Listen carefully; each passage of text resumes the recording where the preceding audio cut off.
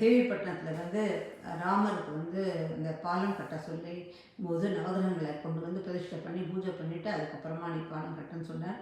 அதே மாதிரியே மகாபாரதத்துலேருந்து குரு துரோணாச்சாரியருக்கும் பக்கத்தில் இருந்தார்.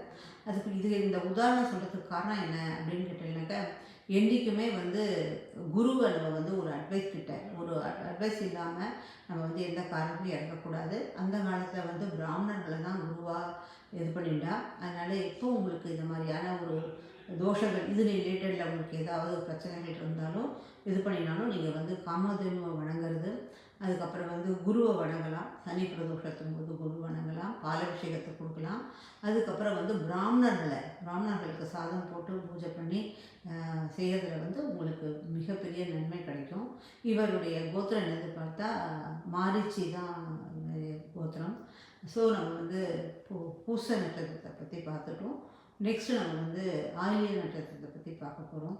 ஆயில்ய நட்சத்திரம் முடிஞ்சதுக்கப்புறம் நான் 27 நட்சத்திரங்களை பற்றி நான் வீடியோ ரிலீஸ் பண்ணிட்டு தான் இருக்க போகிறேன்.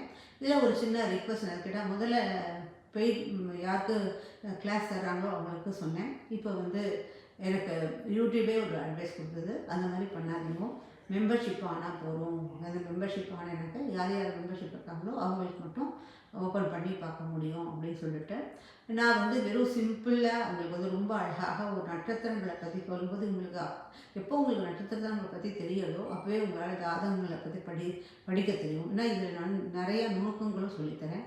ஸோ உங்களுக்கு ஆல்மோஸ்ட் ஜாதகம் பார்க்கவும் வரும்.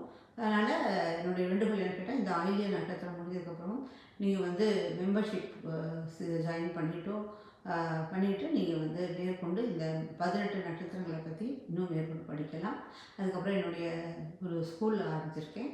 அதில் வந்து பேசிக், அட்வான்ஸ் அண்ட் நட்சத்திரங்களை பற்றி இன்னும் விரிவாக, இன்னும் ஜெம்ஸ்டோன்லேருந்து எடுத்து எல்லாத்தையும் உங்களுக்கு விரிவாக சொல்லிக் கொடுப்பேன் அதில்.